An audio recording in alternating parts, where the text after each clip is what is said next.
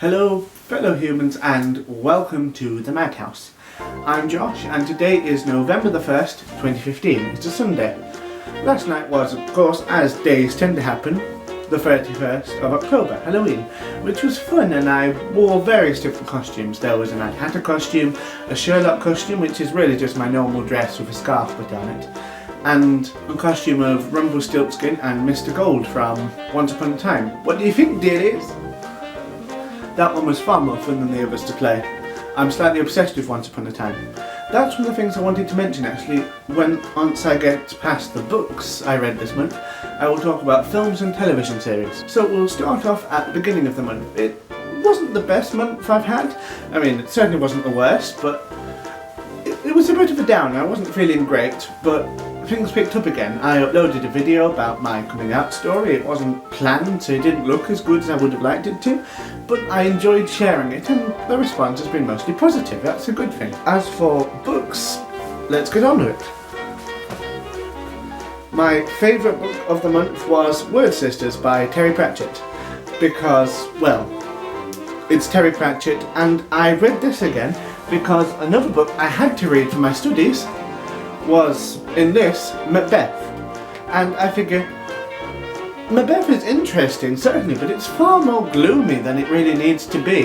Whereas this is fun and exciting, and Granny Weatherwax is, as always, amazing. But as for Macbeth itself, it's a lot of fun, and I watched an excellent film put on by the prisoners of a maximum security prison called Nicky B, whereby everything is replaced by the settings of the prison. They're all inmates.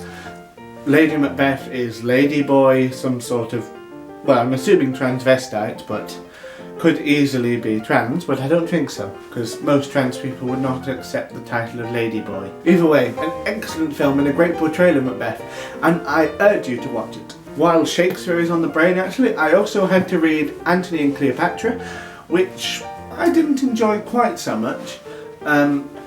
It's not one that I've ever liked, really. It's just, what's that word? It seems very pointless to me. Perhaps because I've never been in love, I don't understand what it is to be swept up in such grandiose feelings. But I'm just thinking when I watch it or when I read it, it's just, well, you're obviously not thinking sensibly. Go on, do it this way, then you can both be together and you can both live and definitely stay out of the way of Octavius. And something I did want to go and see but unfortunately couldn't, I was going to go and watch Benedict Cumberbatch in Hamlet in, was it Manchester? I don't know. But I was feeling rather ill on the day and I couldn't actually make it, which is so disappointing because I've heard only excellent things about his performance, and I mean truly excellent. But Sylvie, two books you know that I've been reading because I've mentioned them often enough because I was trying to read them during the Dewey's 24-hour readathon are Possession by A.S. Byatt and Mr. Pip by Lloyd Jones, who I'm still surprised is not Welsh. I didn't enjoy this one, it tries too hard to be literary, but if you're into romance and literary research, then this is your thing. It's very clever, but not for me. And Mr. Pip, this was an interesting read. I can understand why it was shortlisted for the Man Booker Prize, but I've read better. I think I actually prefer Great Expectations, and that's not one of my favourite books. Great Expectations is okay, and I'd probably give it 3.5 stars, while this one just 3. A graphic novel I picked up from the local library is The Joker, Death of the Family, by Scott Snyder and Greg Capullo, or however you say his name, it could be Capullo, whatever. But this is an exceptionally dark book, and I mean dark, so dark as to make this look friendly. And, well, I've talked about this one before, it's not a nice book. But this one is horrid and vicious and decaying faces and exceptionally clever. I mean, the art style as well is truly fantastic. I'm not sure I can show you those, that would spoil the ending actually, but let's find one of the more stylistically interesting parts at the beginning. That one will do. It's very dark and stunning. There was also one that I mentioned in a video either on this channel or on my diary channel, I can't remember, but Lost in Translation by Ella Francis Sanders. an illustrated compendium of untranslatable words from around the world, and I love it. So many of them are fun. I mean, that word there, it's so beautifully coloured in, but I'm not sure how to say that. Froid-moi? It's been a long time since I've done French. I mean, it's froid, but then froid-moi? Yeah, having the colour of a faded, dying leaf, which I love. If any of you can tell me how to pronounce that more accurately, because it's been such a long time since I've tried to speak any French rather than just read it, I'm not sure. But my favourite word in the entire book is sundoku, which is a noun, leaving a book around after buying it, typically piled together with other unread books. Now, it's such an excellent thing that you cannot see my floor right now, or there would be much sundoku. There was Ben Jonson's The Alchemist, which was a fun read. It's very funny, and the characters of The Alchemist, and they all change their names a lot, so it gets rather confusing, are fascinating, and there's no real villain to the piece. They're all equally bad and dwelling in their own, corruption, and it's fun. I mean, I find the idea of alchemy fascinating anyway, so I was expecting something quite different from this. But what I got was much better than what I hoped for, so I would give it maybe 4 stars. I did start trying to read the Book of Mormon, from the Church of Latter-day Saints, but it was just far too funny. I couldn't take it seriously. I mean, I wonder if the person who wrote this, or apparently didn't read it because it was given to him by an angel, had any idea about history. I mean, for a start, it's written in 16th century English by someone in the 1st century and found in the 19th. Now, something sounds a bit off there. I'm not sure what it is.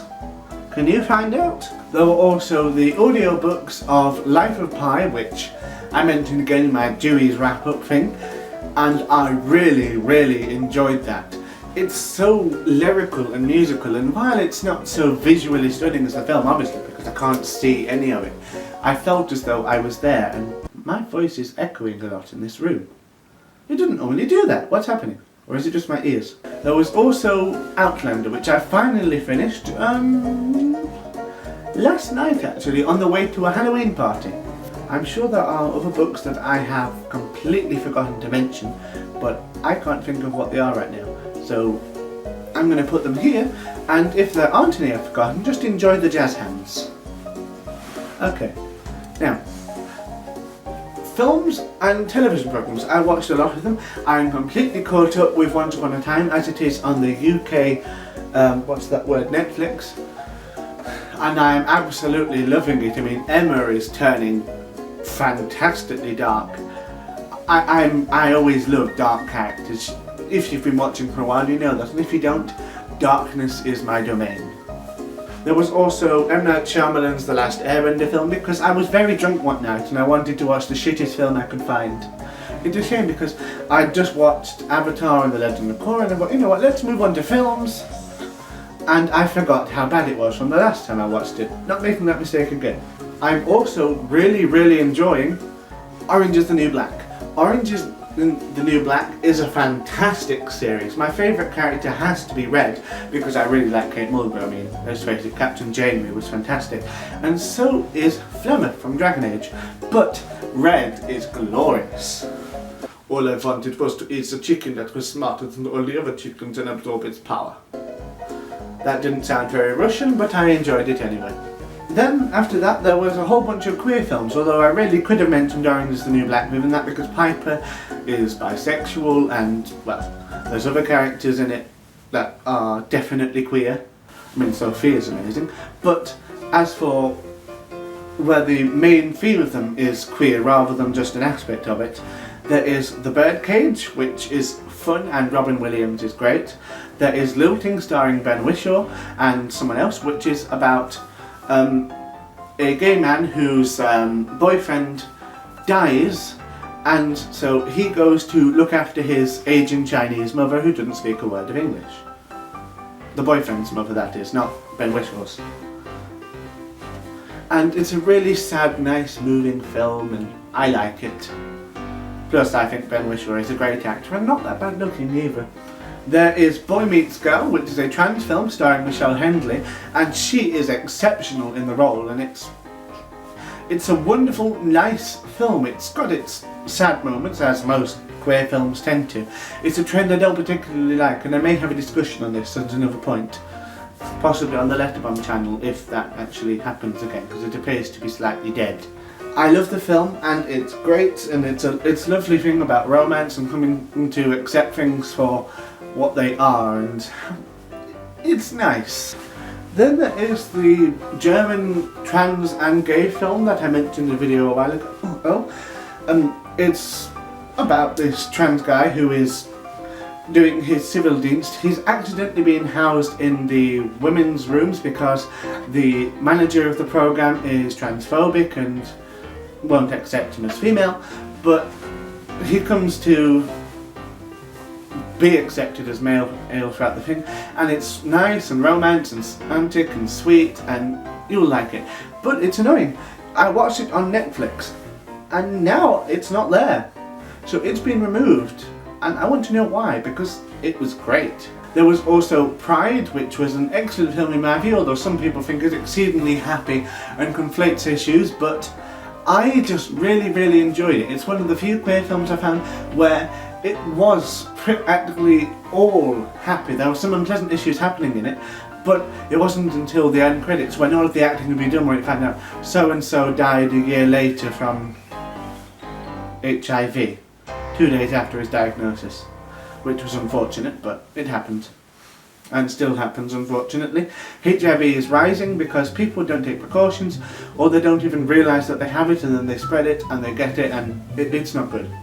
Also, there is Grace and Frankie, which is a fantastic Netflix original series where I can't remember the name, it was Jane Fonda and someone else are these two women whose husbands have left them to get married to each other. They'd been best friends and business partners for years, the husbands had, and they got together and they had absolutely no idea, but they are in their 70s, they retired, they want to spend the rest of their lives together, and it's one of the few films I found that explores the coming out process from both sides of the picture without being homophobic or entirely, dismissive of the problems of a family member coming out.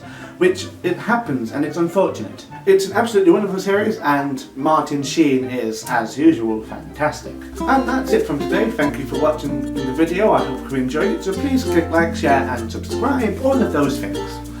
There are two good bits of news actually. One is that I recently got hired at McDonald's, so I'm not sure what this will do to my filming schedule, but I aim to try and keep it as regular as possible. I'll keep you informed. There's also the fact that I am now a book depository affiliate, so if you're interested in buying any of the books that I mentioned in today's video, it would make me exceptionally happy if you might consider buying them using that link, because I would get a small amount of commission. I mean, obviously I cannot force you, and nor would I, but I would appreciate it all the same, because I am very broke, and if you're going to buy them anyway, why not help someone out to do it? Until next time, cheers!